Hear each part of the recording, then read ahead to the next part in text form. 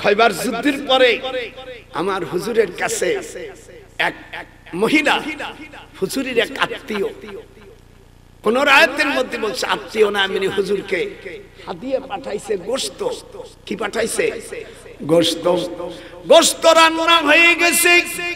হুজুর বলেন ইন্না হাযাল আজমা, ইন্না মানে নিশ্চয়, হাযা মানে আজম মানে হাড়, লিয়ুখবিরনি আমাকে সংবাদ দিল, আন্নাহু মাসমুমুন গোশতের ভিতরে হাড়, হাড়ে বলতেছে ইয়া রাসূলুল্লাহ এই গোশতের ভিতরে বিষ আছে।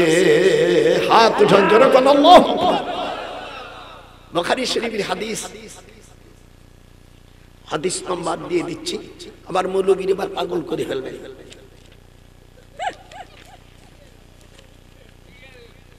হাদিস নাম্বার,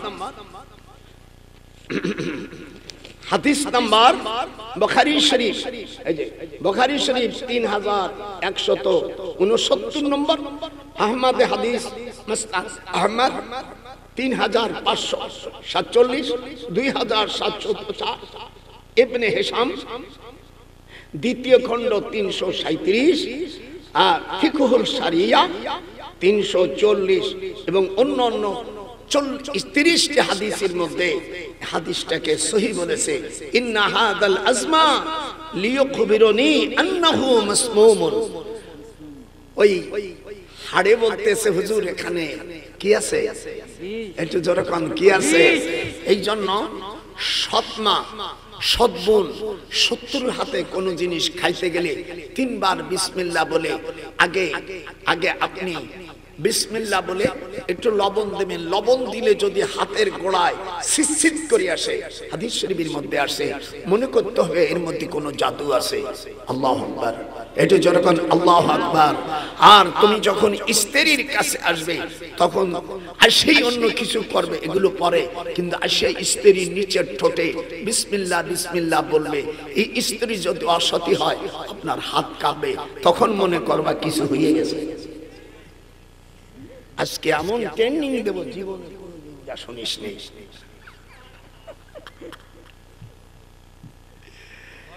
মিশরে থেকে সব শিখে এসেছি।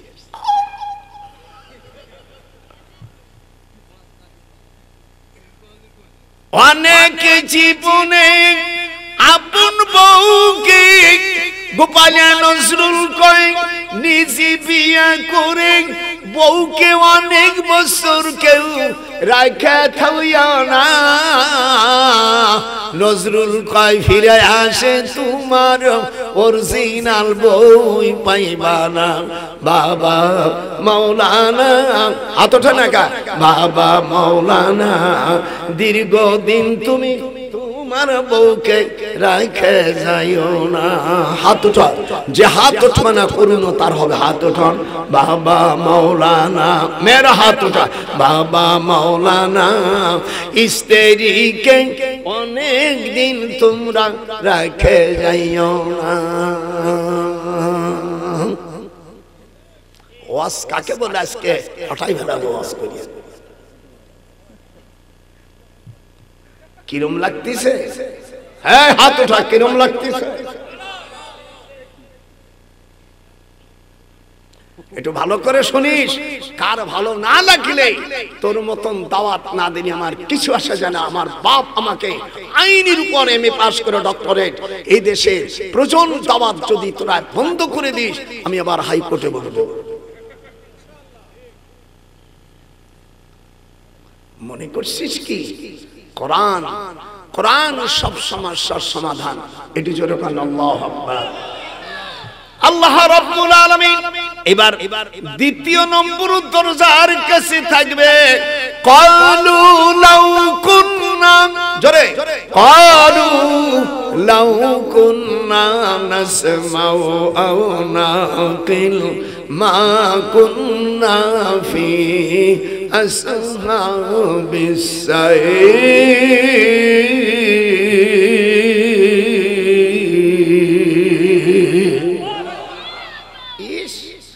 কিয়ামতের ময়দানে নিজের পিতা মাতাকে পিতা মাতাকে কোনদিন খাইতে দাও নাই, মরে গেলে পাড়ার মানুষকে তুমি খাওয়াও, ওতে কিছু হবে না।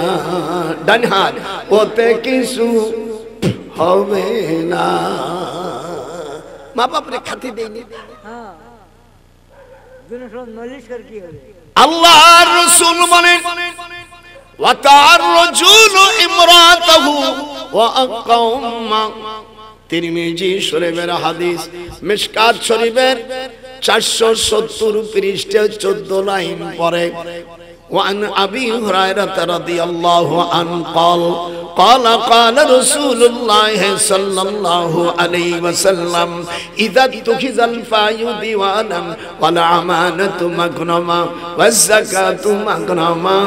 হুজুর সাল্লাল্লাহু আলাইহি ওয়াসাল্লাম এই হাদিসের সামনে বলছেন ওয়াতা আর রাজুলু ইমরাতাহু, একটু হাতখানে এরকম বলা যাবে না?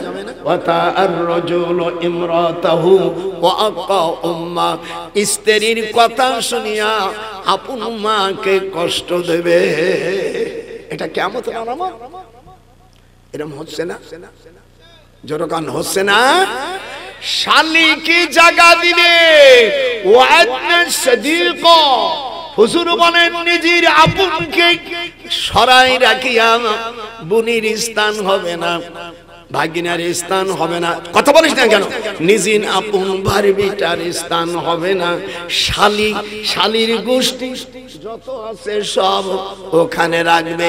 প্রয়োজন হলে যুবতী শালিরি পড়াইয়া আমিয়া শেষ পর্যন্ত কি হয় না হয় এটা আল্লাহ যায়। খবরদার, বালেগ মহিলা কোনদিন গায়রে মুহাররামের কাছে যায়ও না।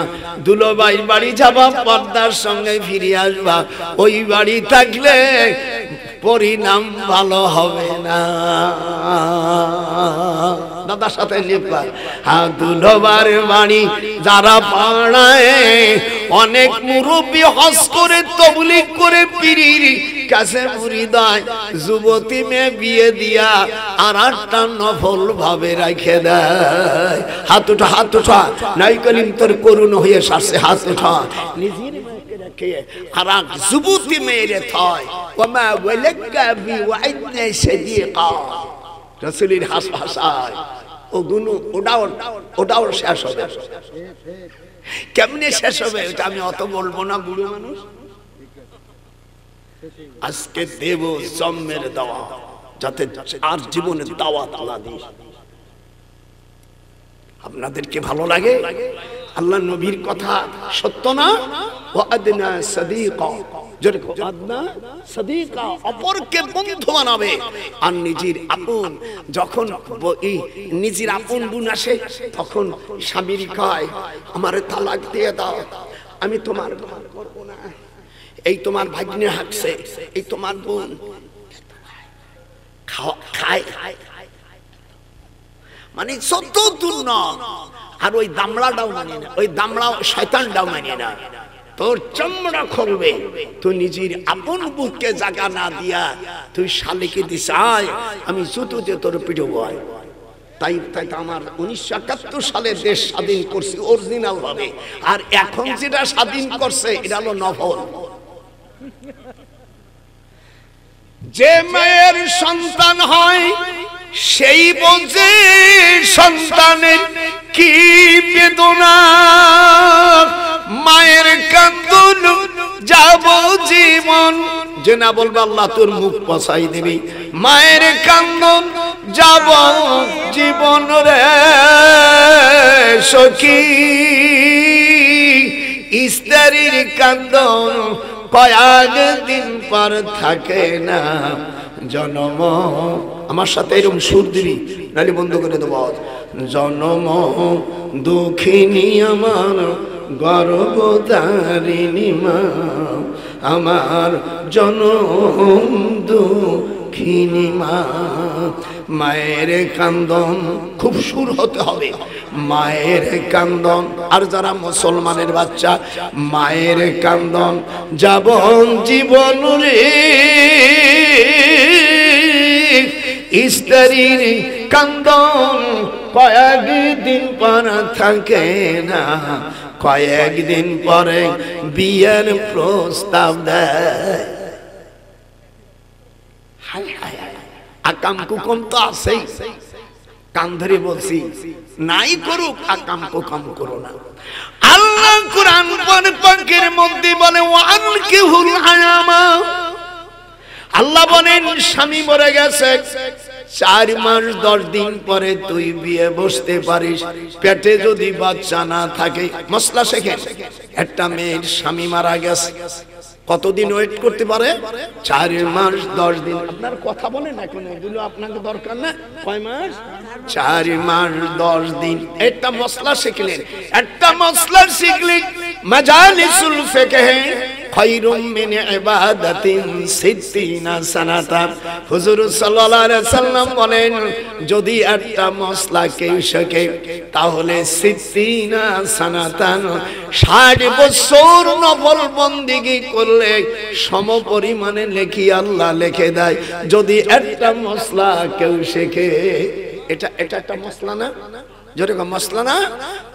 বউ মরে এসে স্বামী মরে গেছে, পেটে বাচ্চা নাই, ওই মহিলা কতদিন এরকম দাদা ভাইয়ের সাথে এতে মাসেই কাজ 4 মাস লাগে না, 2-4 দিন পরে রুমাল দিয়ে দাও, আমি নিয়ে যাবো না, একটু দেখাই। এত দেরি দেখবে, তখন ওই বোনদের কয় আল্লাহ তো বুঝলো না, ওর গালে তুলে চড়াতে হয় না। ওই মহিলা কমা নাকছে, আল্লাহ তো বুঝলো না, দে একটু বয়স্ক বুড়ো টুড়ো হলেও দে। ওই মহিলা ওই মুখ দিয়ে, এই মহিলার জন্য তার স্বামী বলছে আমার জান তোমাকে, আর মরিয়ে যাওয়ার পর সে বিয়ে করছে। এই জন্য নজরুল কয়, মায়ের কান্দন, 2টা হাত আল্লাহকে দেখান, মায়ের যারা করবেন আল্লাহ তুই বিচার করবি। মায়ের কান্দন খুব জোরে, মায়ের কান্দন যাব জীবন রে, ওরে স্ত্রীর কান্দন কয়েকদিন পর থাকে না, জন্ম দুঃখিনী আমার গর্ভধারিণী মা। আপনার কি সকলে খুশি? এই আওয়াজে সকলে খুশি?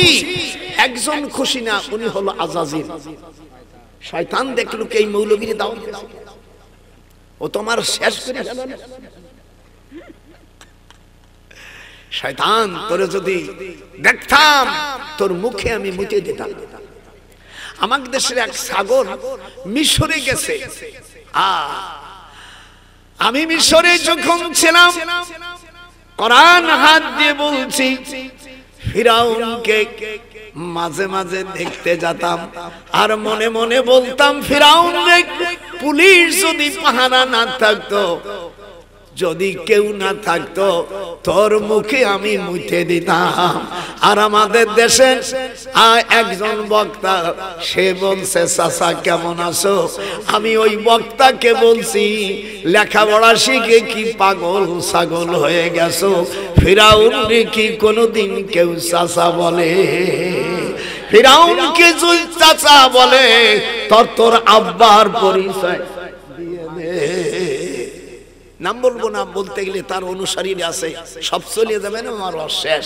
এই জন্য বাড়ি গোপালগঞ্জ খুব হিকমতের সাথে কথা বলতে হবে।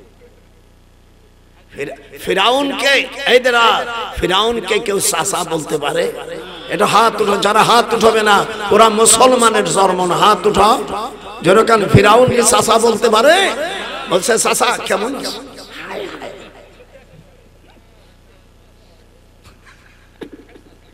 আর আমি কি বলছি মনে মনে, যদি কেউ না থাকতো তোর মুখে আমি মুতে দিতাম। তাহলে আমারটার বেশি দাম না ওর দাম বেশি? আমার দাম দে বেশি না? ওই পাগল বলছে, আমি তাকে বলছি বাংলাদেশে যারা জ্ঞানী তাকে বলেন, সেই লোককে আমি বলবো তোমার ওই লোকটাকে নিয়ে আমার পাবনা ভর্তি করা, যদি ভর্তি না হয় আমি ওখানে যারা মেডিকেলের হেড আছে আর বাংলাদেশের বড় বড় যারা মন্ত্রণালয় আছে, আমার অনেক